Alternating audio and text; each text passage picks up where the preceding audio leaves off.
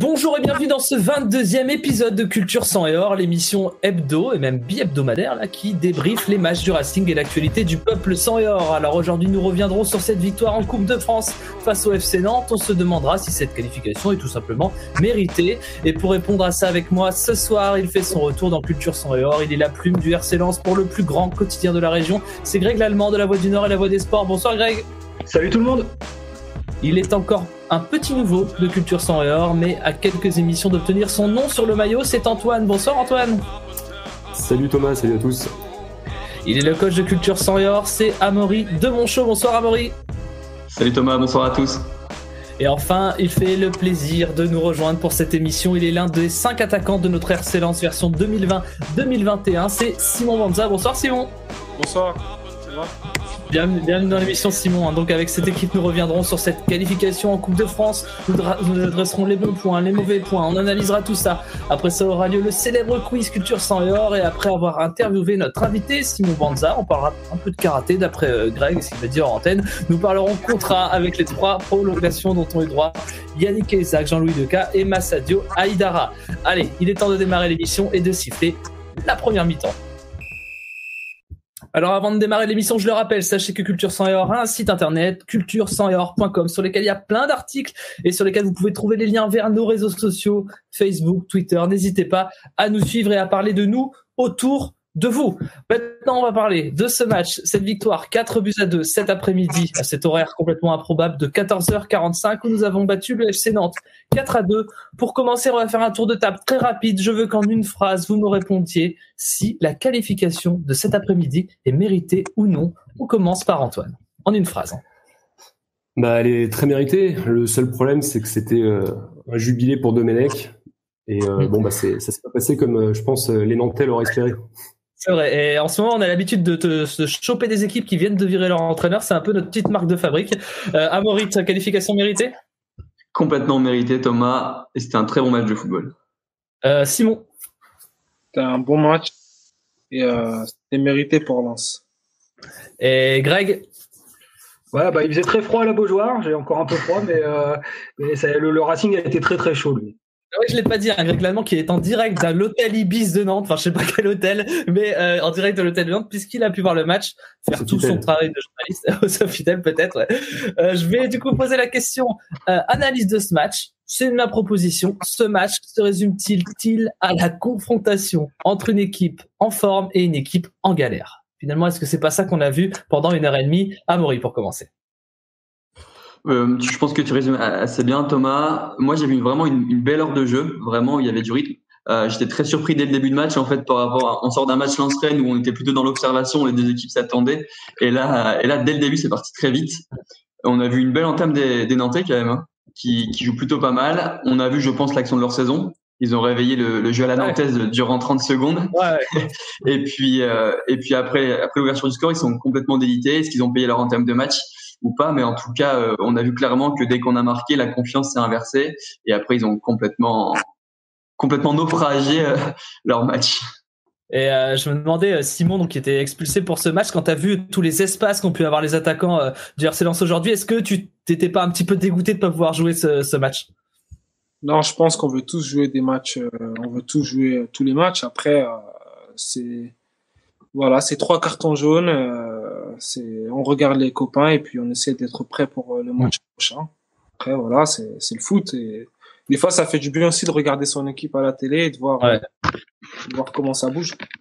Ouais, de prendre un petit peu de recul sur tout ça. Toi, du coup, Greg, est-ce que tu trouves que ça se résume à une équipe en forme contre une équipe en galère, ce match ? Ouais. Bon, après, il y a vraiment une différence de technique, physique. Il y avait tout. Il y avait énormément de place entre les lignes. Alors, Amaury dit Nantes a bien commencé son match. Franchement, hormis cette belle occasion, déjà avant, on voyait qu'il y avait des boulevards dans le dos de Palois, mais c'était incroyable. Palois était pas dedans aujourd'hui. Alors, Dieu sait que c'est un défenseur que j'aime bien, mais là, je sais pas. C'est un beau bébé.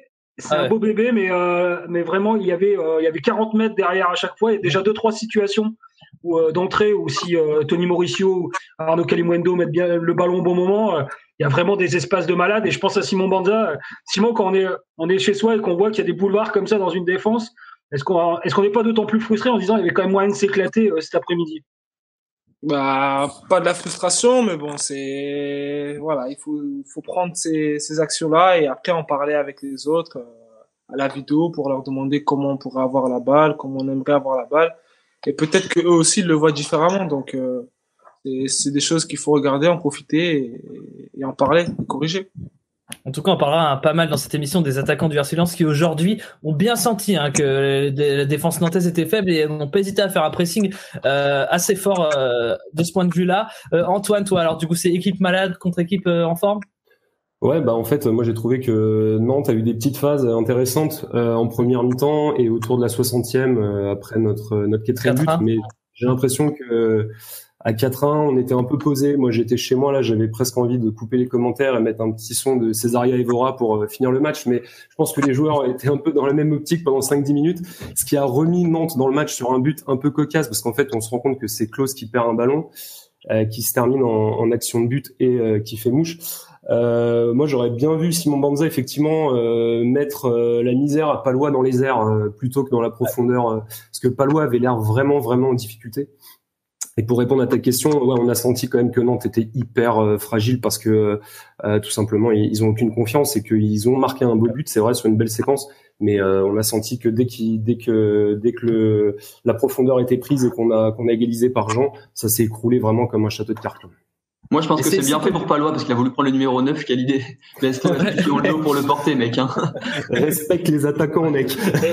Mais pour revenir là-dessus, rappelons quand même que cette équipe de Nantes, elle avait été un peu embêtante pour le Racing, que ce soit à Bollaert ou à la Beaujoire il y a quelques semaines, où Lens, qui avait l'habitude quand même de développer du jeu, avait parfois été ennuyé par cette équipe de Nantes. Et là, par contre, cet après-midi, c'était complètement différent. Alors, le contexte était différent, la compétition était différente, évidemment. Mais c'est pas si mal de gagner ce match, parce que ça aurait été dur de pas battre ce FC Nantes-là une fois sur les 3 matchs. Autant les 2 premiers matchs étaient quand même assez équilibrés. Autant là, cet après-midi, on a vu une énorme différence qui reflète un peu plus le niveau général des 2 équipes cette saison. Là, ça fleure pas bon être supporter de Nantes quand même. En ce moment, on sent que clairement il y a une équipe qui est résignée. La plupart des supporters du FC Nantes veulent que l'équipe aille en Ligue 2. C'est leur discours aujourd'hui. Ils veulent. Alors je leur conseille pas pour connaître un petit peu l'endroit, mais c'est un discours. Et puis en même temps, on a un entraîneur viré au bout de 7 matchs. C'est quand même une équipe qui fait une saison des plus incroyables. Ma question, c'est, Antoine en a un petit peu parlé de ce relâchement à 4-1. Est-ce que vous avez envie d'être un peu sévère avec l'équipe quand il y a un relâchement? Est-ce que vous le comprenez? Simon, est-ce que tu as compris que l'équipe se relâche un petit peu à 4-1? Ouais, c'est normal, c'est plus le même enjeu. Bon, voilà, tu gagnes le match, tu essayes plus de gérer les moments, mais après, c'est dans ces moments-là aussi qu'il faut être attentif. Et tu peux faire une erreur et voilà, il a payé cash. Bon, voilà, à 4-1, ça va. Mais à 4-3 ou c'est plus la même chose, et après c'est se remettre en danger bêtement, quoi. Donc, faut savoir gérer le match et pourquoi pas le tuer, parce que normalement à 4-1 c'est fini. Il est censé être tué. Ouais. Greg, tu veux rajouter? Ouais, juste rappeler, Simon il doit s'en souvenir évidemment, que les Rémois il est 4-2, et quand Dia il a mis le 4e but, il a fait ça à Bollaert, il a dit le match est terminé, ils ont arrêté de jouer, ça finit à 4-4, ça aurait même pu finir à 5-4 pour le Racing. Ouais. Donc en plus Lens c'est une équipe tellement joueuse aussi qu'il y a ça explique aussi qu'à un moment donné on peut pas non plus avoir que les avantages de ses qualités. Il y a aussi des moments où elle est tellement joueuse que elle laisse un peu des espaces, et là il y a eu ce deuxième but cet après-midi, mais franchement du stade, moi j'ai jamais senti cette équipe de Nantes capable de revenir vraiment. On sentait que Lens était en gestion, que Franck Hez a fait tourner, et qu'il y a le match qui arrive contre Reims samedi, et dans la gestion du groupe en tout cas et du temps de jeu, c'est vraiment très très bien fait. Malheureusement il y a eu ce but, mais vraiment Nantes était tellement en dessous que moi j'ai vraiment jamais senti de véritable révolte, quoi. Oui, c'est les commentateurs pour mettre un peu de piment qui disaient peut-être que mais bon, personne n'y croyait effectivement. Amaury, toi, est-ce que tu condamnes cette petite baisse de rythme à 4-1? Non, clairement pas, non, pas du tout. Je pense que c'est humain. On était aussi sur des joueurs avec un peu moins de temps de jeu. Je pense qu'ils étaient commençaient peut-être un tout petit peu à traîner la patte, peut-être une raison physique. Juste sur le deuxième but où on fait pas la transition défensive assez vite, c'est un long ballon plutôt anodin. Alors moi j'ai pas revu l'action. Greg, toi t'étais au stade, est-ce qu'il y a faute ou pas sur Klose le long de la ligne de touche? Alors pour pas te mentir, j'ai pas vu de ralenti non plus parce qu'il y a rien qui va à Nantes. Même des fois les écrans de contrôle étaient un peu en galère, donc c'est un peu tout un peu compliqué.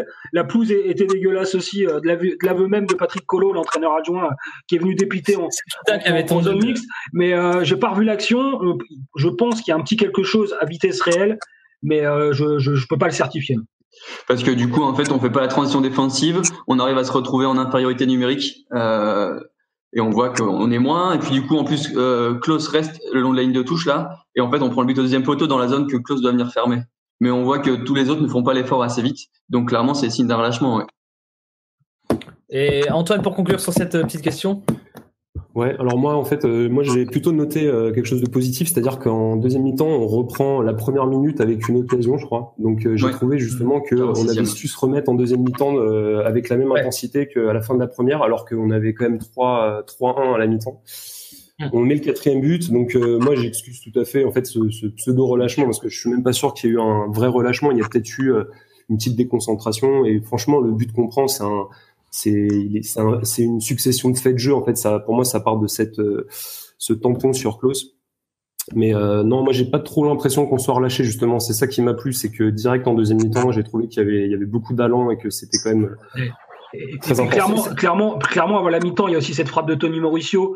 Enfin, sur la barre, enfin, il y a vraiment eu un festival offensif quasiment tout le match. Alors à 4-1, évidemment, peut-être que inconsciemment, il y a une forme de relâche, mais c'est vraiment histoire de trouver un bémol parce que moi je vous le dis, même avant l'ouverture du score nantais, j'ai senti que Lens était au-dessus au niveau du mouvement, au niveau de la capacité à se projeter et ça a été le cas pendant plus d'une heure. Donc à un moment donné, je pense que c'est presque humain de se dire que bon, y a une forme de relâchement peut-être. Alors Franck Hez, ça va pas lui plaire parce qu'il est perfectionniste, comme tous les entraîneurs, mais en vrai, c'est vraiment histoire d'être un peu dur avec eux parce que cet après-midi c'était vraiment sympa. En fait, moi la question que je me suis posée, c'est pardon, vas-y Antoine.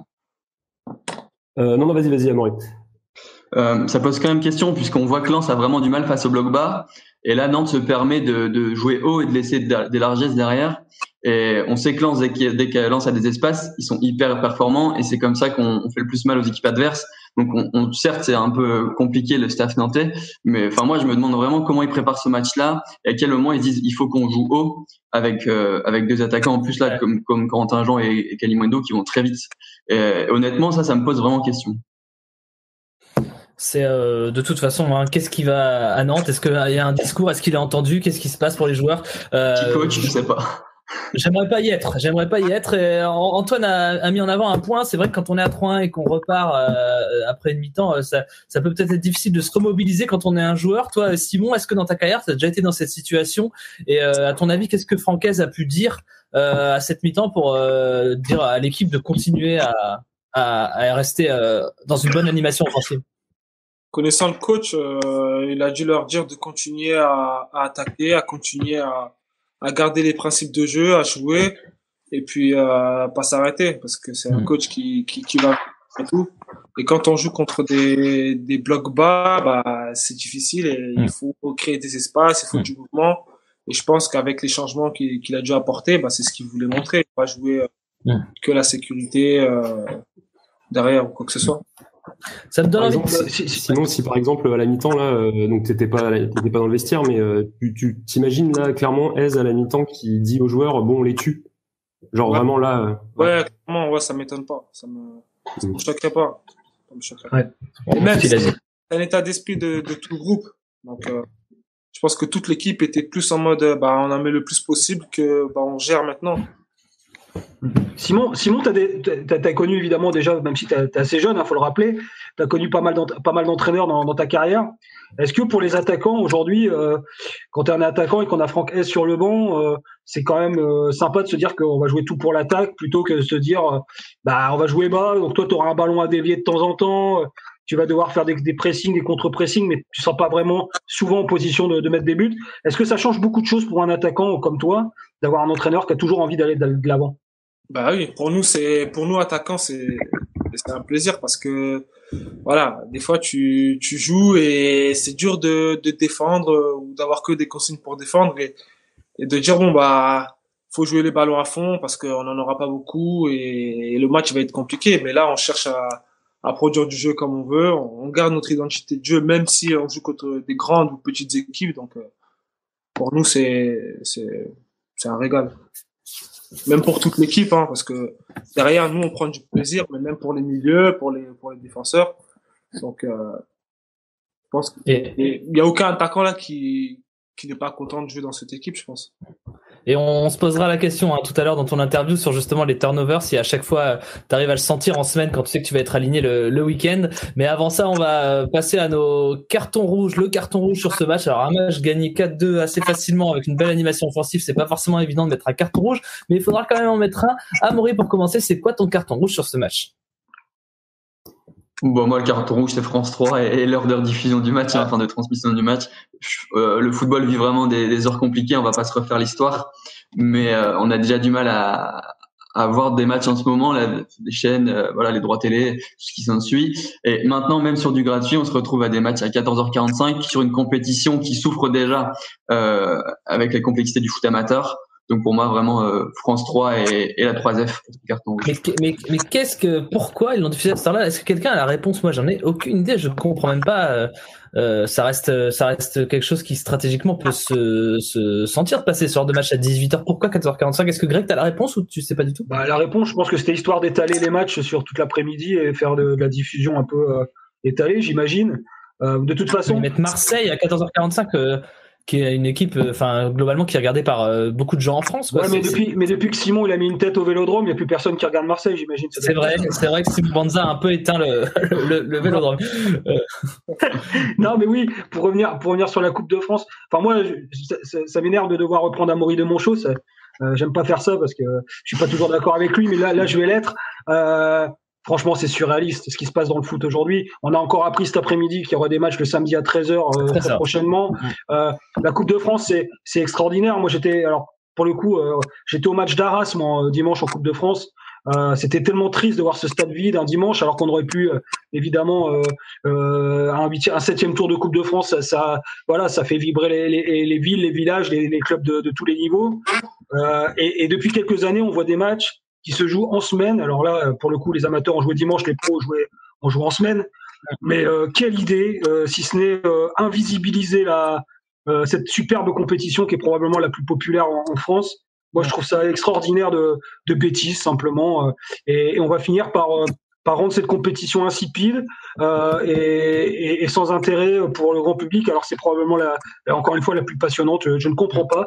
Et comme le dit Amaury, évidemment, on vit quand même une période où les gens peuvent pas aller dans les stades, où il y a une forme de désintérêt aussi du foot, parce que du foot sans le public, c'est quand même moins excitant. Il faut que le foot soit attractif, il faut qu'il fasse de l'argent, évidemment, parce que il faut faire vivre les clubs, mais il faut pas le faire n'importe comment. Et à un moment donné, à force de donner la puissance, la toute puissance aux diffuseurs, on en arrive à des situations absolument dingues où on a des matchs à 14h45. C'est ça, ce que mercredi. Enfin bon, c'est en même temps tout ce qui est justifié par le Covid, on comprend. Tout ce qui est justifié par le Covid, on comprend. Mais le 14h45 sort de nulle part, quoi.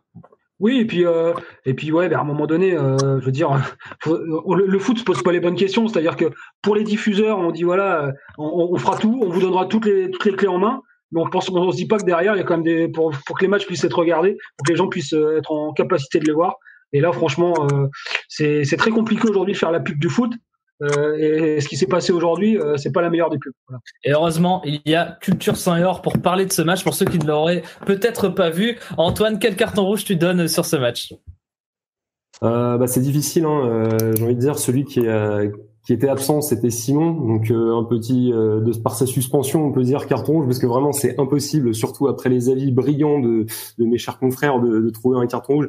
Non, moi je parlais plus. En fait, j'avais une autre question que je m'étais posée, que je voulais partager. C'était est-ce que le relâchement, on va dire entre guillemets, autour de l'heure de jeu, qui a permis à Nantes de revenir à 4-2, n'a pas non plus empêché Franck S de faire rentrer David Pereira da Costa, ou peut-être même. C'est ça le carton rouge, de pas avoir vu de jeune aujourd'hui. Voilà, mais en fait c'est même pas un carton, je sais plus que effectivement ce deuxième but nantais a peut-être du coup obligé Hez à rajouter un peu de solidité dans l'équipe pour pas se faire surprendre et tomber dans un engrenage négatif qui aurait pu faire que Nantes revienne à 4-3. Et peut-être que si on était resté à 4-1, 5 ou 10 minutes plus longtemps, on aurait vu David Pereira da Costa et peut-être Ansouso jouer quelques minutes. Je vais donner la parole à Greg, mais avant ça, je vais demander à Simon, toi, t'as été étonné de pas voir de jeunes aujourd'hui alignés? Bah, je pense que, comme Antoine l'a dit, c'est un peu compliqué parce que tu prends un but et donc voilà, tu veux pas faire la même erreur contre Reims. Donc, tu essayes un peu quand même de fermer, même si tu gardes de la fraîcheur offensive. Mais bon, après, c'est dommage pour les jeunes parce qu'ils s'entraînent et puis, c'est une chance aussi pour eux de se faire découvrir et d'avoir du temps de jeu. Tu sens qui, toi, là, parmi là, on a D'Acosta, on a Oudjani, tu sens qui réussir à de plus en plus se rapprocher de matchs en Ligue 1? Bah, il y a David qui a déjà fait des rentrées quand même. Ouais. Et il est souvent dans le groupe. Après, voilà, il faut qu'il soit patient, qu'il attende son tour. Et c'est pareil pour Adam. C'est des milieux de terrain. Il y a du monde au milieu de terrain, donc il faut savoir c'est sa chance. Ils font plutôt bien leur taf. Greg, tu voulais rajouter? J'ai vu une Simon, parce que David Pereira da Costa est assez discret comme garçon, très réservé. Il est jeune, il apprend évidemment. Pour toi, tu le vois plutôt quoi, milieu défensif, enfin dans le milieu à deux, on va dire position Cahuzac, Fofana, Doucouré, ou en 10, parce que moi j'ai l'impression qu'il peut jouer dans un peu les deux postes. Est-ce que toi qui le côtoies à l'entraînement, tu dirais que il a plus un profil d'animateur offensif ou plutôt un mec devant la défense? Bah, je pense qu'il est capable de faire les deux, mais il a plus des qualités offensives. Il peut plus apporter offensivement, c'est-à-dire dans le milieu un peu plus haut que défensivement, mais pour moi, il est plus à vocation offensive. Donc potentiellement un remplaçant de Kakuta. Certains l'avaient suggéré au début de saison quand on se disait qu'on manquait de solutions. Une solution aujourd'hui, on en a une dans la personne de Tony Mauricio qu'on va noter aujourd'hui. Un Mauricio hyper actif et qui a, à mes yeux, parfaitement remplacé Gaël Kakuta. Est-ce qu'on est d'accord là-dessus? J'ai Antoine qui a l'air de valider mes propos. Antoine, quelle note tu donnes à Tony Mauricio? Moi, Mauricio, je lui mets un bon 7 parce que je trouve que vraiment, c'est vraiment très encourageant. J'aurais aimé qu'il joue un peu plus longtemps. Pour être honnête, j'aurais aimé qu'il fasse 90 minutes parce que je trouve qu'il mérite. Alors après, je sais pas physiquement s'il peut enchaîner. Peut-être que Kakuta aussi a besoin de maintenir un certain temps de jeu minimal pour être dans une condition optimale. Mais j'ai trouvé que Mauricio était très juste. Il a pas l'étincelle de Gaël. Mais je trouve qu'il arrive à bien mailler le terrain, et là j'ai trouvé, on en parlait en off, mais on sent qu'il s'entend vachement bien avec Jean et avec Klaus. Il y a eu pas mal de transitions intéressantes, je trouvais. C'est moins technique individuelle, mais c'est plus, je trouve, il y a une sorte de science de jeu il arrive à vraiment, je trouve, bonifier un collectif. Donc je lui mets un bon 7 parce que j'ai vraiment trouvé qu'il était très bon. On l'a souvent dit dans Culture Sans Heure cette année, ce qui fait plaisir, c'est de voir un Tony Mauricio qui joue pas tant que ça et qui est à chaque fois hyper mobilisé. Simon, t'as pensé quoi toi du match de Tony? Je trouvais qu'il a fait un bon match. Après, comme il a dit Antoine aussi, il joue pas trop, donc il manque parfois. Et voilà, il y a du rythme, c'est dur. Et ces matchs-là, comme ça, il faut essayer de montrer ses qualités. Et je trouve qu'il a bien fait. Il a réussi à montrer ce dont il est capable. Même si, il a pas fait tout le match. Je pense que c'est un bon point pour lui. Amaury, la note que tu donnes à Tony? Moi, je te préviens, Thomas, j'ai envie de mettre 7 minimum à toute l'équipe. Tellement j'ai pris du plaisir pendant 1 heure. Non, mais je dirais 7 aussi. Pour moi, cette victoire, ça c'est vrai pour d'autres joueurs, mais c'est aussi la victoire de Franck Hez, qui sait maintenir son groupe sous pression, qui sait donner le tendu à tout le monde. Et du coup, tout le monde se sent concerné. En témoigne aussi la prestation de Corentin Jean. Tony Mauricio, j'aime bien sa précision dans le petit jeu. Il perd peu de ballons, il est assez précis. Techniquement, il est à l'aise. Donc ça, d'une part techniquement, et d'autre part, c'est qu'il a été vraiment omniprésent. On sent que certes, il joue peu, mais quand il joue, il a vraiment envie d'être partout. Il a envie de dire coach, t'as vu, je suis là, et quand Gaël n'est pas là, n'hésite pas à mettre, pas comme contre Rennes, quoi. Tu vois, je suis là. Et Simon qui vit dans le groupe, ce que Amaury dit sur le fait que tout le monde a l'air concerné, tu es d'accord avec ça? Tu sens un groupe qui justement est chaud? Ouais, franchement, c'est avoir un groupe comme ça, c'est à l'image de notre saison aussi. Ouais. On est tous ensemble, il n'y en a pas un qui sort du groupe, même ceux qui jouent pas. Enfin, il y a Zakaria Diallo, il y a Tchèque qui revient de blessure. Et vraiment, tout le groupe est vraiment concerné, soudé. Il n'y a pas même si tu joues pas ou quoi, tout le monde est dans le même objectif. Après, il y a beaucoup de joueurs aussi qui sont montés avec cette équipe de Lens, qui ont connu Lens en Ligue 2 et tout. Donc voilà, on se connaît un peu plus longtemps et il y a les bases du RC Lens sont respectées, quoi. Donc et c'est ça qui plaît pas mal aux supporters cette année, en témoignent les multiples banderoles, parce qu'on peut parler quasiment que par banderole cette saison. Mais bon, en tout cas, ça fait plaisir de les voir dans le stade. Greg, toi sur Tony Mauricio, je t'ai pas entendu. Moi sur Tony, Tony Mauricio, je l'ai trouvé évidemment très disponible, bien entre les lignes. Évidemment, il avait beaucoup de place pour donner ses ballons aussi, parce qu'il y avait vraiment de la place. On l'a dit tout à l'heure, dans le dos des défenseurs à chaque fois. En plus, Arnaud Kalimuendo Arnaud Kalimuendo attend toujours vraiment à la limite. Et tu sens que si le ballon il y va en vitesse pure, il allait pouvoir faire mal à chaque fois. Il a bien combiné. Il a malheureusement frappé sur la barre. Alors, je vais dire malheureusement, le geste la frappe est belle. Et Tony Mauricio, il a toujours pas marqué dans le jeu depuis qu'il est à Lens. Il a marqué que sur penalty. Et je me disais que ce but-là, il aurait pu clairement peut-être lui faire encore plus de bien et peut-être le faire passer encore un cap, je pense, au niveau de la confiance, parce que pour l'instant, malheureusement, il a marqué que sur penalty. Il faut les mettre les penalty, c'est pas facile. Mais voilà, peut-être que ça aurait été la cerise sur le gâteau et ça aurait pu lui faire passer encore un cap, lui qui en plus, à chaque fois qu'on fait appel à lui, clairement, même si c'est sur 10 minutes, c'est sur 5 minutes. Il a fait des passes décisives sur corner plusieurs fois. Aussi, il a cette qualité de pied qui permet parfois de trouver Florian Sotoka ou Simon Banza ou dans la surface. Voilà, il a de la qualité technique. Je pensais que physiquement, et c'est très caricatural, ça pouvait être compliqué pour lui. Sauf que comme il rentre dans une équipe qui est hyper en confiance et qui joue au foot, lui il se régale. Je pense pas qu'il est fait pour. L'année dernière, en fait, clairement, Philippe Montagnier le faisait jouer parfois même sur un côté. Il manque de puissance, clairement, pour amener ça, c'est mon avis, pour amener de la vraie capacité à percuter. Par contre, s'il joue dans une équipe qui combine, il est capable, il est absolument. Comme quand il était à Valenciennes, finalement. Pardon ? Comme quand il a brillé à Valenciennes avant d'être à Lens. Je pense que c'est un animateur, c'est un mec. Simon, je me souviens de la première chose qu'a fait Franck Hez en arrivant au Paris FC l'année dernière, où Simon fait 2 passes décisives magnifiques pour Florian Sotoka, victoire 2-0. C'est placé Tony Mauricio derrière Simon Banza et derrière Florian Sotoka, et on avait vu probablement l'un des matchs les plus aboutis du RC Lens l'année dernière, avec Tchèque Doucouré aussi qui était monté d'un cran et qui avait joué au milieu de terrain. Et franchement, Mauricio derrière comme ça, virevolté et pas perdu sur un côté, avec des joueurs qui arrivent à jouer en appui, il s'était régalé. Voilà.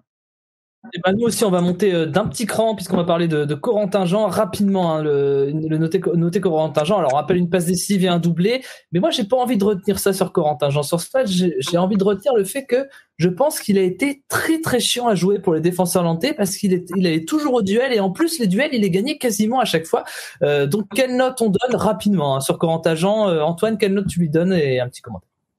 Moi je pense qu'il a tout mis là, clairement. Mais je pense que de toute façon Jean il est chiant à jouer tout le temps. Enfin, c'est un mec qui lâche pas l'affaire. Il a un petit gabarit mais un petit centre de gravité. Il est tout le temps, il va au contact. On le voit, il est tout le temps en première ligne. Il décroche beaucoup. Donc là il met 2 buts, une passe D. On est obligé de lui mettre un bon 9 quoi. Il a fait vraiment le match. En plus c'est bien parce qu'il a annoncé. Ça fait quelque temps qu'il annonce qu'il est à la recherche de son premier but de la saison. Cette semaine il le dit. Enfin il le verbalise clairement. Et là, il claquait un doublé, il a été un poison, même techniquement, il était juste dans les dribbles, il repiquait à l'intérieur. Enfin, moi, j'ai trouvé vraiment qu'il avait fait une très belle partie. Et cette fois-ci, la dernière fois, j'avais dit, en face, il y avait une équipe un peu moins bonne contre Marseille. Je me rappelle, Greg m'avait dit, on arrête de parler des adversaires. Donc là, je ne parlais pas de l'adversaire. Là, il a juste fait un super match. Amaury, rapidement sur Corentin Jean. Écoute, pas mieux qu'Antoine, 9. Il est récompensé de tous ses efforts. J'aurais aussi aimé qu'il joue 1h30 parce qu'il le mérite de par tous ses efforts. Le face-à-face qu'il met, mine de rien, il est pas facile, hein. Le but, là, poteau rentrant. Et je pense que c'est l'une de ses vraies qualités de finisseur. Et il nous a montré qu'on pouvait vraiment compter sur lui. Alors, on peut l'aimer ou pas l'aimer, c'est pas le problème. En tout cas, il est irréprochable et il mérite largement ses 2 buts et ce 9. C'est un 9 pour Corentin Jean. Et Corentin Jean, Greg t'en parlait régulièrement dans Culture Senior. Tu dis qu'effectivement, sa qualité principale, c'est la finition face au but. Là, il l'a prouvé aujourd'hui. Donc, quelle note tu donnes, Greg, à Corentin Jean? Et je te laisse faire une passe décisive à Simon Banza après pour savoir ce qu'il a. Franchement, une passe décisive à Simon Banza. Ça fait très longtemps que je n'ai pas donné une bonne vraie passe décisive sur un vrai terrain. Donc, je vais essayer de faire au mieux. Mais effectivement, il a ce truc-là. Corentin Jean, on l'avait vu l'année dernière contre Troyes, contre Clermont. Il lui en faut pas 10. Dès qu'il est en face à face, il arrive bien à fixer. Il prend son temps et il a le pied sûr. Par contre, malheureusement, pour lui, depuis le début de saison, il n'avait pas réussi à se procurer beaucoup d'occasions. Aujourd'hui, il en a eu presque plus. Je pense même qu'il en a eu plus en un match que depuis le début de saison. Il avait dû se contenter de quelques coups francs lointains pour essayer de marquer depuis le début de saison. Corentin Jean, il a un peu aussi, je pense, traîné son derby à Lille où il avait été titulaire et où pour le coup il avait été inexistant toute la première période. C'était compliqué, dans un contexte compliqué pour tout le monde, mais pour le coup il avait vraiment été à la peine face à la défense du LOSC. Depuis il traînait un peu une forme de... Il était un peu en retard par rapport à Floris Sotoka, par rapport à Ignatius Ganago, à Arnaud Kalimuendo, même à Simon Banza. Voilà, Simon qui revient bien, qui a mis des buts et qui a pas lâché non plus. Et Corentin Jean lui lâche pas non plus. Et là, franchement, pour Franck S, c'est du gâteau, c'est du caviar parce que quelle que soit la doublette devant, il y trouve de la complémentarité, de l'efficacité. Tout le monde a marqué maintenant. Simon, il va falloir s'accrocher pour avoir une des deux places maintenant, non? Moi, je vais pas changer.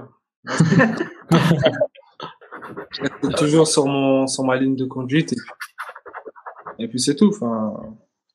Puis là, tu les grappilles en ce moment, les places de titulaire. Tu arrives à te placer et à être décisif. Donc, c'est plutôt une bonne période pour toi, Simon. Oui, voilà. Donc, je change pas ma façon de faire et voilà. Après, moi, je suis très content pour Corentin qui a fait un super match.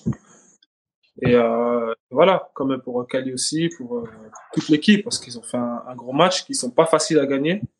Et là, tous les ingrédients, ils ont été mis, et puis on remporte. Ils rentrent à la maison avec le sourire, et puis. Mais c'est qui pour toi, Simon, le plus complémentaire avec ton jeu?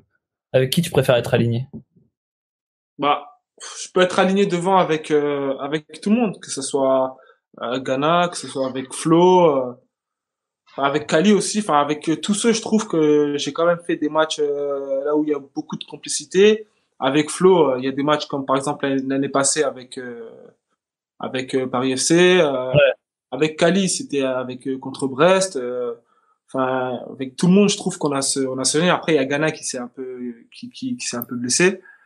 Mais voilà, je trouve qu'avec tout le monde, on arrive quand même à avoir il se passe quelque chose. Ouais. De toute façon, Simon, t'as un peu cette stat incroyable, avec tes doublettes, elles fonctionnent toujours puisque pour une fois, je prépare une stat, mais t'as joué 9 matchs titulaires, t'as 6 victoires, 3 nuls. Donc forcément, quand tu joues avec quelqu'un, c'est que ça marche. Ça marche plutôt bien. Ouais, et puis la semaine dernière, moi, je voulais poser une question à Simon parce que je l'ai en tête depuis la semaine dernière parce que je m'en veux parce que sur le premier but contre Marseille, d'ailleurs dans mes commentaires d'après-match, j'avais complètement zappé, j'avais pas vu que tu as cette petite déviation qui ressemblait vachement d'ailleurs à la déviation que tu avais faite au Paris FC l'année dernière également pour Florent Sotoka sur le deuxième but. T'aimes bien jouer comme ça aussi en remise, etc. C'est un truc, évidemment, t'as la carrure pour, mais t'es pas qu'un finisseur on a souvent on dit des fois que t'es juste un finisseur de voilà, dans les 6, les 10 derniers mètres, t'arrives à gicler, à amener ta tête, à amener ta puissance, à passer devant l'attaquant, mais aussi à jouer en remise pour les autres. Est-ce que c'est important? Et déjà, alors, est-ce que la semaine dernière, c'est ce que tu veux faire? Et si oui, est-ce que tu prends énormément de plaisir aussi à faire des passes décisives? Oui, parce que ça reste, c'est comme si tu donnais un but. C'est grâce à toi aussi que la personne elle peut marquer. Donc si tu fais pas le geste, il marque probablement pas. Le défenseur peut la toucher. Et après voilà, Flo il sait très bien que une fois que je pique, il faut être autour parce que la balle elle peut passer. Et voilà, ça fait partie d'une palette de mon jeu. C'est pas juste des remises là où je peux finir, oui, mais j'aime bien aussi venir dans le cœur du jeu, sentir, être connecté avec les milieux et s'amuser au foot quoi. Je pense que il faut prendre du plaisir. Et moi, j'ai besoin de passer par là, de toucher la balle, d'être connecté avec l'attaquant, d'avoir ce lien pour essayer de peser au maximum sur les défenses. On va parler juste on va faire un petit mot sur Wulker Farines qui signait sa première événement au RC Lens. Alors on voulait le noter, mais malheureusement, vu le match qu'il a fait, c'est-à-dire où il a pas eu grand-chose à se mettre sous la dent et sur les 2 buts, il peut pas grand-chose. On va juste faire un lien avec un article qui a été rédigé par Antoine sur notre site culture100heures.com. Si Antoine, tu peux résumer cet article, t'es allé à la rencontre d'un journaliste colombien qui connaît bien le Millonarios FC et qui connaît bien Wulker Farines, c'est ça? Exactement. Alors merci à Culture 100 heures pour l'aller-retour à Bogota, c'était très sympa. Non, plus sérieusement, donc j'ai eu la chance et je le remercie à Felipe Valderrama qui a en plus un nom très connu en Colombie, donc qui m'a accordé une très belle interview, très complète. C'est un très jeune journaliste colombien et donc qui m'a fait une présentation du Millonarios, etc. Et forcément la question tournait autour de Wulker Farines. Et donc voilà, il était très clair que de son point de vue, Wulker Farines c'était vraiment une bombe en Amérique du Sud, qu'il était extrêmement coté, que c'est le gardien de la sélection vénézuélienne avec déjà presque une trentaine de sélections à 21 ans. Maintenant, il était très conscient, Felipe, dans sa description, que Farines, il fait un gap, passer de Bogota à Lens, on change de monde, quoi. Donc aussi bien dans le jeu que dans l'éloignement de son cocon familial, que dans les exigences du haut niveau en Europe versus l'Amérique du Sud. Donc voilà, si on doit parler du match de Farines, moi je trouve qu'il a été plutôt bon. Moi ce que j'ai noté surtout, et ça c'était vraiment qu'il s'inscrivait bien dans le projet de jeu. J'ai trouvé qu'il avait un bon jeu au pied au final, parce que c'est quelque chose que j'ai vraiment beaucoup observé pendant le match d'aujourd'hui, c'est que il a été sollicité un peu de la même façon que Jean-Louis Leca est sollicité dans les matchs de championnat, c'est-à-dire les relances un peu mi-courtes, mi-longues sur les côtés. Je trouvais qu'il avait une précision au pied intéressante. Donc voilà, je vous invite à lire cette interview de Felipe Valderrama pour en savoir un peu plus sur Millonarios. C'est ça. Si vous voulez un éclairage sur Wulker Farines, n'hésitez pas. Et puis il faut bien qu'on récupère toute la thune qu'on a dépensée pour ce voyage. Alors on passe tout de suite. Merci pour donc ce débrief de ce match. On passe tout de suite à la mi-temps. On va la siffler.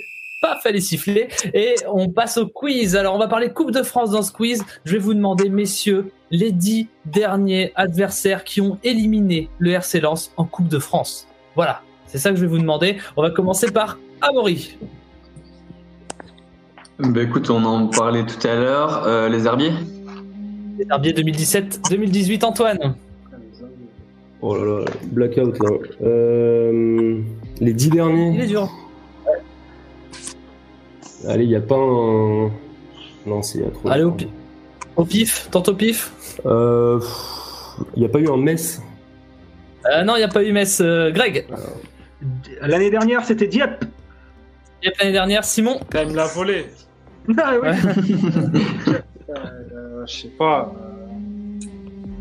En 2018-2019, tu te souviens pas? Je crois que j'étais pas là. Non, t'étais Clébé. Bon, c'est pas grave. C'est pas grave, Simon. Entre nous, Simon, il y a plein d'équipes qui ont éliminé Lens malheureusement en Coupe de France. Tente un truc au hasard.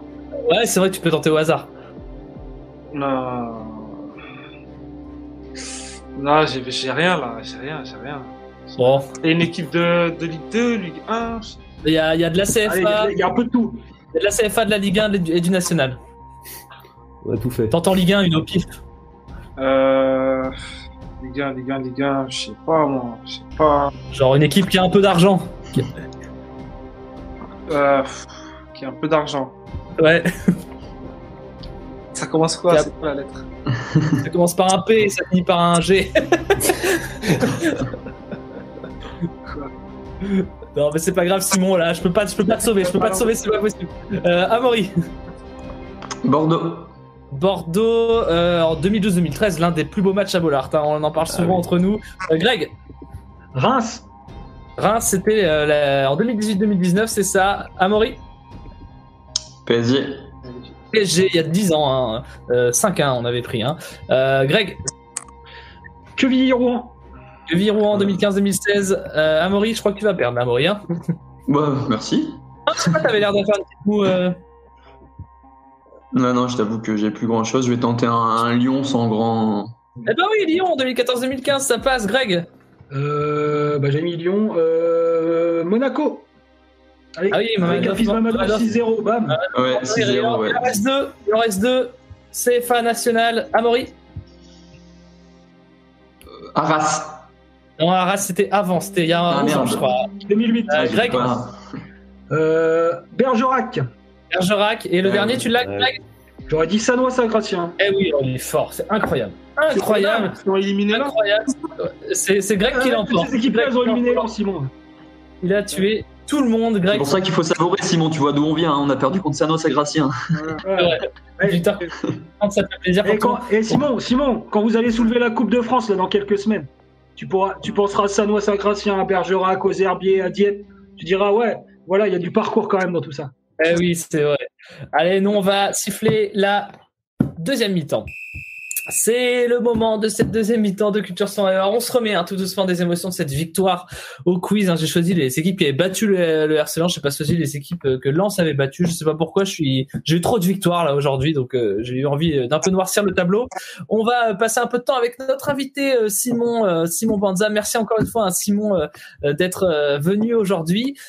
J'ai des questions qui me sont venues d'un peu partout. Je vais commencer par une question toute simple. Est-ce que le match 3 Lens des barrages est ton meilleur souvenir? Ouais, franchement, ça reste, pour l'instant, ça reste le meilleur. C'était énorme. Avec, pas tous les supporters, mais avec le peu de supporters qu'il y avait, c'était énorme. Est-ce que tu as réussi à te remettre facilement après de ce rêve qui était à deux doigts d'être réalisé? Oui. Dès que, voilà, il s'est passé ce qui s'est passé. Donc, voilà, il fallait vite se remettre dedans. On a eu les vacances pour souffler. L'année d'après, refaire le taf, quoi. Il faut rappeler. Greg, ouais. Il faut rappeler que si Lens a joué ses barrages et où Simon a mis évidemment ce but lors du match à 3, c'est parce que Simon, quelques semaines avant, il met un but contre Clermont dans un match où Lens est à 10. Où vraiment ça se passe pas très bien. Il y a d'ailleurs Manu Pérez qui joue en face et qui loupe une occasion à la dernière seconde, alors qu'il sait qu'il va signer à Lens quelques semaines après. Voilà, franchement, c'était une sorte d'acte manqué. Mais Simon met un but à 10 minutes ou un quart d'heure de la fin, je crois, sur un centre d'Ariel Mendy, si je me trompe pas d'ailleurs. Et c'est le but. À ce moment-là, Lens est 6e, mais pas très bien. C'est un peu la galère. Il reste quelques matchs, mais franchement, la tendance n'est pas géniale. Et il y a ce but comme ça qui vient dans un match où Lens est à 10 quasiment depuis le début du match, parce que je crois que Jean-Kévin Duverne est expulsé assez vite. Et derrière, c'est vraiment une épopée folle. Alors bien sûr, comme dit Simon, ça se finit pas très bien. Parce qu'il y a le match à Dijon, mais toutes les émotions qu'ont vécu les gens là pendant 2 semaines, 3 semaines, c'était un moment très très fort de l'histoire du RC Lens quand même, malgré la déception. On racontera ça à nos gosses, on dira Ousune il y a 20 ans, on était en Ligue 2 et puis voilà. Bon. Enfin, j'espère en tout cas. Simon, moi, je me posais une question parce que il y a un gros turnover quand même qui est fait en attaque. Alors la plupart du temps, Florian Sotoka reste à droite de l'attaque et on lui donne un compagnon de différence chaque semaine, quasiment. Toi, quand tu es titulaire, à quel moment de la semaine tu le sens venir Est-ce que déjà à chaque fois tu trouves ça logique quand tu es titulaire? Est-ce que tu comprends pourquoi? C'est une vraie question que je me demande pour les attaquants du RC Lens cette année. C'est une question un peu difficile parce que en soi, le choix, il me revient pas réellement, c'est au coach. Moi, j'ai juste à prouver sur le terrain à travers les entraînements et les matchs. Et voilà, je peux aussi jouer en tant que titulaire et faire de bonnes prestations. Donc, moi, je me prends pas la tête par rapport à ça. Mais comment Francaise l'annonce? Est-ce qu'il dit je t'ai pris Simon plutôt que Arnaud pour telle ou telle raison, ou alors c'est juste non, c'est des choix du coach que lui-même et après voilà, c'est durant les veilles de match, voilà, il y a une équipe qui se décide et après voilà, ça peut encore changer, mais bon, il faut s'attendre à tout, je pense. Est-ce que il y a eu certains matchs cette saison où tu n'as pas été titulaire et tu t'es dit ça te paraissait pas logique de pas être titulaire? Il y a certains matchs là où oui, j'aurais aimé être titulaire et tout, mais voilà, c'est pas moi qui prend les décisions. Donc, voilà. Tu rappelles que globalement, tout le monde vivait plutôt bien la rotation cette saison. Oui, je pense que c'est pas facile parce qu'on est tous des compétiteurs et si on est quand même dans l'équipe, c'est que les joueurs veulent jouer et qu'ils se donnent les moyens, qu'ils essayent et qu'ils lâchent pas l'affaire. Et c'est pour ça aussi ça fait la force de l'équipe et surtout quand on est dans une concurrence saine. Simon, Non, j'avais juste une petite question pour enchaîner sur ce que dit Simon. Est-ce que Simon, t'as pas l'impression aussi que là aujourd'hui, maintenant qu'on a 5 changements, en fait, est-ce que toi et tes coéquipiers, vous apportez toujours la même importance à débuter un match, sachant que le temps de jeu, forcément, il est toujours plus important quand on démarre un match parce qu'on sort rarement avant la mi-temps. Mais est-ce qu'on se dit pas quand même que bon, je suis sur le banc, mais je vais quand même avoir 30 minutes, 20 minutes de jeu quasiment à tous les matchs, étant donné qu'il y a 5 changements possibles. Et donc du coup, vraiment, est-ce que pour toi, parce que quand même, je trouve que t'as un temps de jeu assez stable, comme l'ensemble des joueurs, à part un peu peut-être Corentin Jean. Mais est-ce que du coup, ça change pour toi, entre guillemets, l'acceptation d'être sur le banc au démarrage d'une partie? Le truc, c'est que le match, je pense que le match, tu sais si tu vas rentrer ou pas par rapport au résultat, parce que les changements, ils sont surtout pensés par rapport au résultat. Donc, si tu perds, il y aura peut-être plus vite des changements pour essayer de redresser la barre, essayer de faire match nul, gagner ce match. Et voilà, si tu gagnes déjà, peut-être que le coach il va essayer de resserrer un peu les lignes derrière et rajouter une couche à la fin. Donc ça varie en fait. Tu peux pas prévoir ça. Est-ce que Simon, le fait que tous les attaquants marchent bien, on va dire chacun leur tour, mais même de manière continuelle depuis le début de saison, ça met un peu de pression quand même quand on est titulaire en se disant derrière il y a du monde qui cherche cette place, donc même si la concurrence elle est saine, c'est une évidence, on voit que vous vivez bien ensemble, comme on dit, mais est-ce que du coup c'est différent que quand on est dans une équipe où de toute façon on sera un peu titulaire quoi qu'il arrive? Est-ce que tu as une petite pression supplémentaire avant de jouer? Non, je pense qu'il faut essayer de profiter au maximum, que quand t'es sur le terrain ou t'es titulaire, ou si t'es pas un titulaire tous les matchs et tout. Je pense que quand on a des minutes et qu'on est titulaire, il faut juste se lâcher. Il faut juste montrer, se lâcher, jouer comme on sent. Et puis, je pense que c'est là qu'on est les meilleurs. Si tu te mets de la pression et que tu commences à te dire oui, peut-être que je serai pas titulaire le prochain match, pendant le match, tu seras moins concentré. Donc, t'es sur le terrain, joue, prends du plaisir, profite. Et puis tu verras par la suite. Simon, j'ai profité, on est entre nous là, vraiment tu peux nous le dire. Est-ce que toi tu as envie qu'on soit qualifié en Europe? Oui. Est-ce que tu le vises? Bien sûr qu'il n'aurait pas envie. Ça serait pas mal, ça serait un rêve. Après c'est pas facile. C'est quelque chose. Mais tu te dis que c'est possible ou pas? Je pense que c'est possible. Si on continue sur, on est des promus, il faut pas l'oublier. Ce serait un beau parcours. Mais déjà qu'on soit maintenu, c'est bien. Mais après on est une équipe ambitieuse, faut garder nos identités, continuer à jouer, à embêter les équipes. Et puis après, notre jeu, il va faire que peut-être on va jouer l'Europe ou non. Je vais juste regarder un petit peu dans le rétroviseur. Est-ce que l'année dernière, quand Philippe Montagnier s'est fait limoger, est-ce que t'as trouvé ça logique? Si tout le monde s'en rappelle, je pense. C'était un peu, on l'a appris dans les journaux. Enfin, il y avait des rumeurs et puis tu rentres au centre, tu vois que tout est éteint dans le vestiaire. Tu dis mais c'est vrai. Alors, tu comprends pas vraiment parce que on est quand même, on était comme dans le haut de tableau.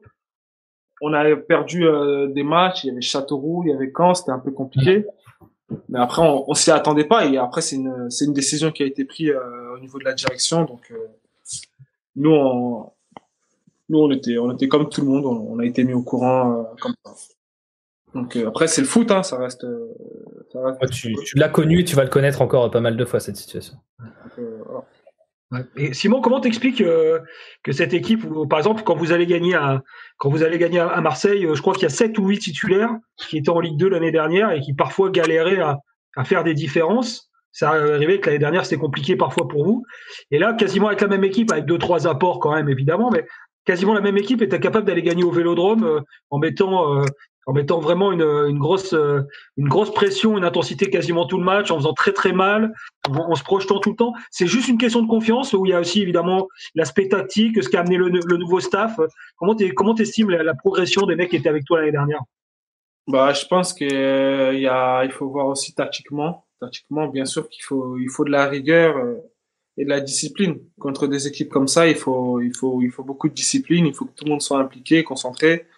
Et après, il s'est passé ce qui s'est passé à Marseille, là où tout le monde était concentré et on a réussi à produire du beau jeu, quoi.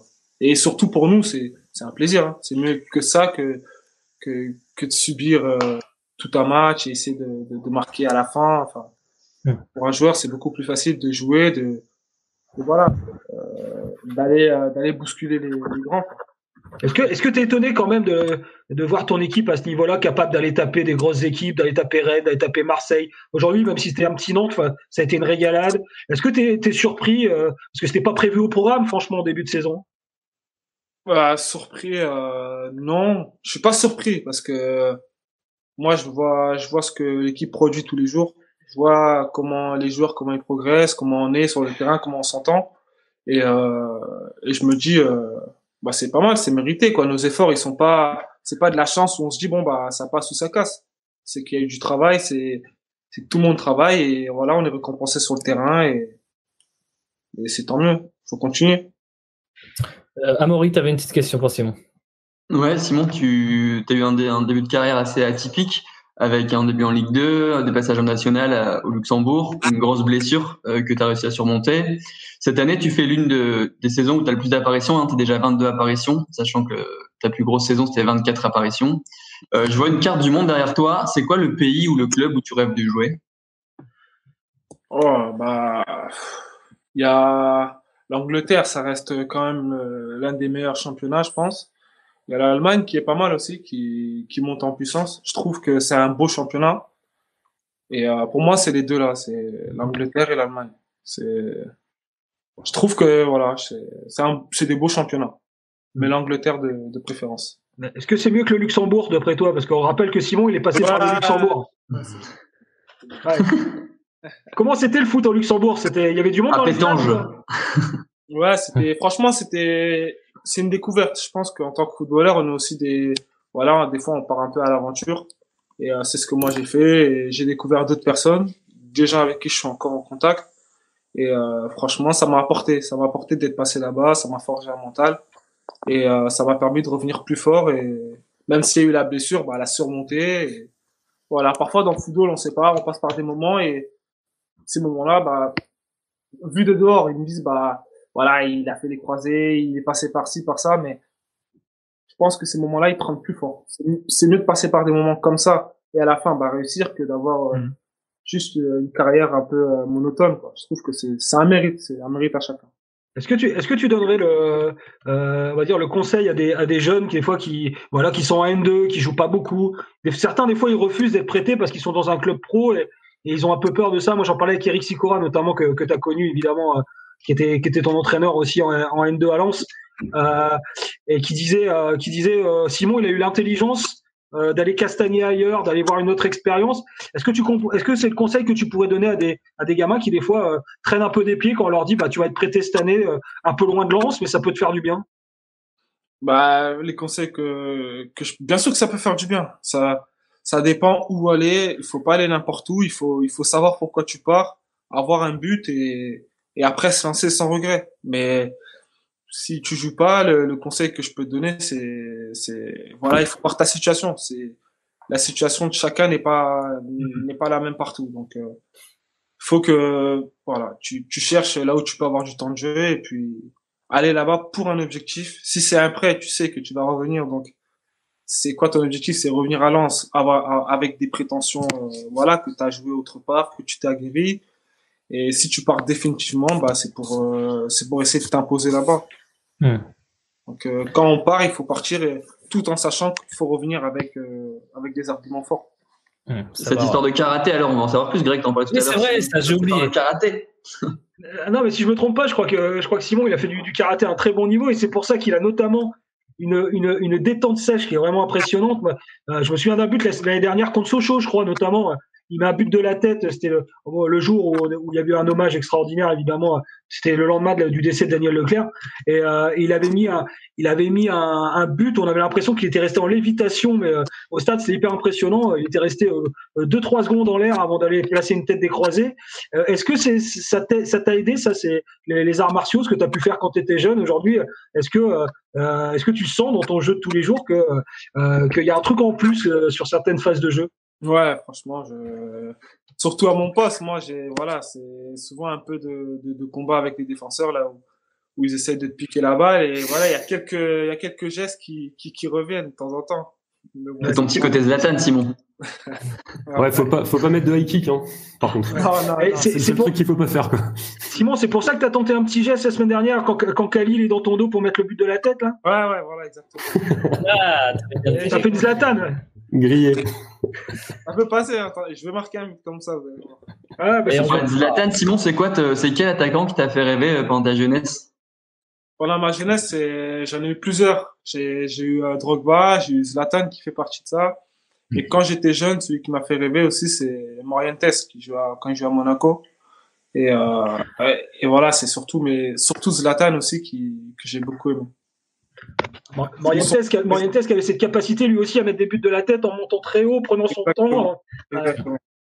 Ouais, la dernière fois qu'on l'a vu à Bollard, il avait plus trop de capacité, Morientes. Mais bon, ça c'est une autre histoire. En tout cas, merci Simon pour toutes ces réponses. C'est super de t'avoir comme invité, de prendre des nouvelles de notre groupe. Un groupe qui s'est vu prolongé pour certains joueurs. Alors c'est pas très français ce que je viens de dire, mais vous m'avez compris. On va parler donc rapidement de Yannick Cahuzac, Jean-Louis Leca et un peu moins de Massadio Haidara dans le débat. Est-ce que vous trouvez ça logique que Jean-Louis Leca et Yannick Cahuzac, des cadres de l'équipe aujourd'hui, mais assez âgés, aient été prolongés? Est-ce que vous comprenez cette option prise par le club? Antoine, pour commencer. Bah moi, j'ai envie de dire, je vais faire une réponse qui n'est pas une réponse, c'est-à-dire que si le club les a prolongés, j'ose espérer qu'il y a des bonnes raisons et que effectivement ça aille dans une bonne dynamique. Moi, je pense que Jean-Louis Leca et Cahuzac sont des leaders de vestiaire, donc si on les prolonge, c'est qu'éventuellement on voit qu'ils auront encore un rôle l'année prochaine. Cahuzac, moi je trouve qu'il est juste énorme cette saison, hein, il remplit bien plus que son rôle, je trouve. Aussi bien dans le vestiaire, mais sur le terrain, on l'a vu encore cet après-midi, moi je l'ai trouvé excellent. Jean-Louis Leca, il est aussi, je trouve très bon. J'en avais déjà parlé dans une présente émission. Il était un peu à un moment critiqué, mais je trouve qu'il fait globalement une très bonne saison et il est très important. Et Massadio Haidara, alors je suis content qu'on en parle parce que pour moi Massadio Haidara c'est un joueur que j'adore, par son calme, par sa discrétion, mais aussi par l'attitude qu'il a. En fait, il a toujours une tête, un visage, et un peu comme toi, Simon. Hein, je dois avouer, le but que tu avais marqué à 3, je voulais juste en parler vite fait, mais pour moi, il est iconique. Hein, ta célébration, elle est juste incroyable. Mais Massadio, il a un peu la même chose. Je trouve qu'il y a une sorte de sérénité qui transpire de sa façon d'être. Et je trouve que il est vraiment revenu très loin parce qu'il vient de Newcastle où il n'avait pas joué, je crois, pendant 4-5 ans ou très peu. Après des grosses blessures, et il s'est imposé petit à petit. Je le trouvais un peu limite techniquement sur le côté gauche, mais je trouve qu'au poste de défenseur centre gauche, il est vraiment un concurrent très sérieux à Facundo Medina. Et voilà, donc pour moi, c'est les deux anciens, pour moi, c'est un peu une continuité. Et Massadio Haidara, je suis très très content qu'il prolonge parce que pour moi, c'est un vrai taulier en fait, un taulier discret de l'équipe. Greg, toi, tu comprends aussi ce move? Ouais, je crois que c'était une longue discussion. Alors, il faut pas s'arrêter seulement aux âges, hein, c'est toujours pareil, on est très. Oui. Non, mais c'est vrai que c'est très, on dit souvent c'est très français, c'est faux, c'est très dans le foot. À un moment donné, on imagine que les mecs, ils peuvent pas continuer. Je rappelle que Vitorino Hilton, il en a 43, il a prolongé l'année dernière. Et je pense qu'il ne doit pas être facile à passer tous les samedis, même si ça commence un peu à traîner. On va pas non plus, on peut pas jouer jusqu'à 60 ans non plus. Mais franchement, Yannick Cahuzac, que je l'ai déjà dit, moi l'année dernière, je le trouvais, c'était un joueur qui faisait ses matchs. Je le trouve encore meilleur en Ligue 1, vraiment. Pourquoi? Parce qu'il apporte une forme d'équilibre, notamment dans cette équipe qui a tendance à attaquer tout le temps. Lui, il est le point d'équilibre. Voilà, il compense des fois des sous-nombres. Il est capable d'avoir l'œil pour ça. Aujourd'hui, par exemple, moi je vous le dis, même techniquement, il s'embarrasse pas. Il joue à 3 mètres de lui, mais il fait ce qu'il sait faire avec la lucidité d'un mec de 36 ans. veut pas en faire trop. Donc voilà, il est précieux. Jean-Louis Lécage, j'imagine qu'à un moment, il sera là aussi pour la transmission. Alors en plus, on parle du poste de gardien. Je veux dire, on peut pas parler que de Gianluigi Buffon, mais des gardiens de plus de 35 ans. Il va avoir 36 ans là en septembre, Jean-Louis Lécage. Ben voilà. Donc voilà. Je pense pas que ce soit une question d'âge. C'est des gens qui sont importants évidemment dans le vestiaire, mais qui aussi font leur saison. Ça n'empêchera pas le RC Lens de scruter s'il n'y a pas des joueurs à faire venir à ces postes-là. Faut pas. Si cette équipe elle veut progresser, c'est vrai à tous les postes et il y aura forcément, si la possibilité vient, il y aura forcément des choses qui pourront se passer dans les buts ou au milieu. Mais je suis très d'accord avec Antoine. On parle jamais de Massadio Haidara, jamais, parce que c'est quelqu'un de calme, de très discret, peut-être le mec le plus calme du vestiaire, impassible, gentil. Voilà, c'est un mec qui a progressé, qui est de plus en plus régulier. C'est-à-dire que sa première saison, il était pas mal, mais je le trouvais parfois très irrégulier. Là, il a gagné en sérénité. Il a eu une énorme blessure quand il était à Newcastle. Je sais pas si un jour vous aurez l'occasion de revoir les images de cette faute qui lui amène une vraie torsion du genou où vraiment c'est vraiment pas propre et ça l'a vachement handicapé dans l'évolution de sa carrière. Mais vraiment, je trouve que c'est une super nouvelle pour lui et pour le club parce que c'est un mec qui doit être facile à vivre en plus. Je crois que Simon il peut peut-être en parler de Massadio Haidara. J'imagine que dans le vestiaire c'est une crème quoi. Ce qu'on imagine en tout cas. Simon. Ouais, Massadio c'est quelqu'un que j'aime beaucoup. Il est très très calme. Il fait rigoler. Il y a beaucoup de sujets. On peut parler de tout avec lui. Franchement, c'est quelqu'un que j'apprécie beaucoup. Encore tout à l'heure, j'étais avec, comme on était suspendu. Et franchement, on passe des bons moments ensemble parce qu'en plus, comme il s'est beaucoup blessé à Newcastle. Moi aussi, il me donne beaucoup des conseils sur mon genou, sur le corps et tout, comment il faut renforcer quand des fois t'as des petites douleurs. Donc voilà, il s'est beaucoup renseigné sur son corps. Et voilà, je pense que c'est quelqu'un aussi qui est déjà mûr. C'est quelqu'un qui est déjà assez mature dans son jeu et comme il a dit, voilà, je pense que aussi sa première saison était un peu difficile parce qu'il manquait de rythme et tout. Et voilà, il est monté en puissance et ça reste, pour moi, c'est l'un des défenseurs les plus durs à passer. Il est costaud, il est rapide, il est complet, c'est un très très beau joueur. En tout cas, moi, j'aime beaucoup Massadio Haidara. À Nancy, il était considéré avant de partir à Newcastle. À Nancy, il était considéré comme un très très grand espoir, poste de latéral gauche. Et voilà, donc il a eu un gros frein et sa carrière a véritablement commencé, je pense, à Lens là. Et je laisse Antoine, t'as tout à fait raison aussi de dire que positionner axe gauche, moi franchement, je le voyais pas du tout jouer axe gauche. En début de saison, il y a eu quelques matchs amicaux où il a dépanné. Je m'étais dit c'est juste pour la dépanne.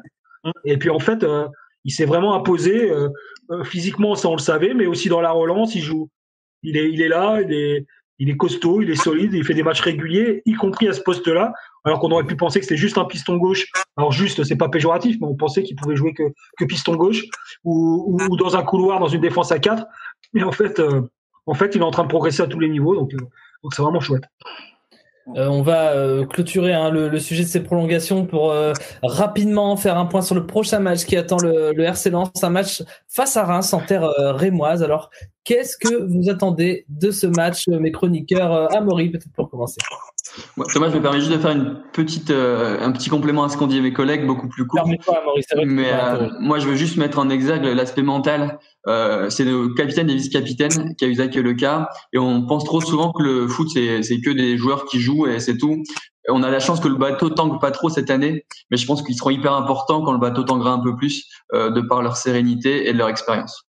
Merci Thomas pour cette parenthèse. Et du coup, Reims, écoute, je pense que ça va être un match très compliqué. C'est un adversaire qui s'est bien refait, hein. Ils sont à 6 matchs sans défaite à domicile. Un adversaire. Grosse force offensive. Pardon ? Grosse force offensive. Ouais, et puis donc très solide. Donc je disais 6 matchs sans défaite, un adversaire qui nous colle pas trop parce qu'ils sont un vrai gros bloc. On sait nos problèmes face au gros bloc. Donc moi j'attends vraiment qu'on soit dans la même optique. Je l'avais dit après le match face à Rennes, hein, mais qu'on a plus grand chose à perdre en Ligue 1, donc qu'on soit libéré, qu'on joue, qu'on attaque, qu'on soit fidèle aux principes de jeu. Simon disait encore tout à l'heure, on doit continuer à jouer, ça j'adore, et c'est vraiment, je pense, la patte du coach et de Franck Hez. Donc qu'on soit nous-mêmes juste, et puis qu'on aille créer la petite surprise, on prend. Hein. Antoine. Ouais, moi je suis exactement comme Amaury, c'est-à-dire que pour moi aujourd'hui on est maintenu dans les, pas mathématiquement mais dans l'esprit, Contre Rennes, j'étais assez d'accord. J'étais pas dans l'émission, mais j'étais assez d'accord avec ce que disait Amaury. On aurait pu faire peut-être un peu plus, mais on a été très solide. Et je trouve ça intéressant de voir qu'on sait être aussi consistant, qu'on sait être moins sexy, mais qu'on sait aussi développer une autre palette de jeu. Être plus pragmatique, parce que je pense qu'il faut pas être dogmatique. À un moment, début de saison, je me posais la question, est-ce qu'on allait justement verser dans du dogmatisme ou est-ce qu'on allait savoir varier les palettes. Reims, il faut aller prendre des points, je pense, un point minimum, et puis je pense qu'on a quand même tout pour aller prendre aussi 3 points. Là, on voit que Gaël a été ménagé quasiment sur les 2 derniers matchs, donc il aura un peu plus de jus. Seko, pareil, a pas beaucoup joué, est rentré aujourd'hui, donc il y a une bonne rotation. On parlait aussi des performances des remplaçants, ça booste toute la confiance. Il y a le visible, il y a le non visible. Moi, je pense que les bonnes performances des remplaçants et des joueurs qui ont joué aujourd'hui vont faire que le groupe va se sentir encore mieux. Et on comptera tous sur une paire d'attaques. On pourrait imaginer Sotoka titulaire avec pourquoi pas Banza ou Calumendo, mais je pense que Simon pourra bien prétendre à être titulaire, et on va te donner de la force là pour que samedi vous cherchiez un point minimum à Reims. Justement, comment tu l'abordes ce match, Simon? Comment tu le sens face à Reims? Reims, voilà, on voit que c'est une équipe quand même intéressante, assez compacte et tout. Mais voilà, il faut exploiter les points négatifs qu'ils ont et puis essayer d'aller chercher la victoire, pourquoi pas là-bas. Mais Reims reste quand même une bonne équipe de Ligue 1 qui connaissent la Ligue 1, et il faudra aller les bousculer là-bas. On rappelle, c'était un des matchs les plus impressionnants de la phase aller pour le RC Lens. Greg, toi, pour conclure sur ce que tu attends pour ce match? Que Lens se lâche, parce que maintenant la saison elle est déjà presque réussie, et que on va pas se mentir, hein, j'ai croisé tout à l'heure les dirigeants de Lens, je leur disais en déconnant, si vous venez à gagner à Reims, à un moment donné on va commencer nous à écrire que Lens joue l'Europe, hein, parce que Reims c'était une équipe européenne en début de saison aussi, notamment, faut pas l'oublier, même si c'était sur une saison comme ça. Si Lens s'impose à Reims, on commencera peut-être à imaginer que c'est pas que le maintien, et voilà. Mais ouais, un beau match. Ils ont des beaux joueurs. Moi, j'aime bien Cafaro, j'aime bien Dia, bien sûr, mais ils ont vraiment une équipe qui joue au foot. Donc, autant vous dire que je vais à Auguste Delaune samedi, qui va faire froid. Donc, si on peut se régaler comme cet après-midi, ça nous fera tous du bien en tribune de presse. Eh bien, on va rapidement savoir si on va se régaler en faisant les pronostics pour ce match. Antoine, quel score? Moi, je pense qu'on va faire match nul, 1 partout. 1 partout. Amaury? Eh ben, écoute, malheureusement, défaite 2-1. Défaite 2-1, Greg? 4 partout comme à l'aller. Et Simon, toi, ton pronostic pour ce match? Victoire 2-1. 2-1, victoire 2-1. En tout cas, Simon, on te remercie d'être venu aujourd'hui. On espère te voir titulaire, te voir buteur, te voir passeur décisif et marquer ton but acrobatique façon karatéka. Et là, on aura tout réussi. C'est ce qui va se passer samedi à 19h, je vous le dis. Tu me confirmes, Simon? Yes. Ouais, ok, c'est avec un C. Si tu mets un buteur à carré, tu mets un C comme culture sans Simon, tu nous dédicaces. Allez, on tient ce truc-là. Franchement, si tu le fais, Simon, ça nous ferait bien plaisir. Merci en tout cas d'avoir accepté notre invitation, c'était déjà énorme. Je remercie Amaury, Antoine et Greg qui ont été top, hein, comme à leur habitude. Je remercie Baptiste et Mathieu à la préparation de l'émission qui ont eux aussi été top comme d'habitude. Encore une fois, allez sur culture100.com et allez sur nos réseaux sociaux. En attendant, je vais vous laisser avec 2 mots qui sont assez évidents, hein, dans tout ce qu'on vit ensemble, mais quand même j'ai envie de les dire parce que ça fait toujours du bien, surtout après une victoire 4-2. Allez, Lens.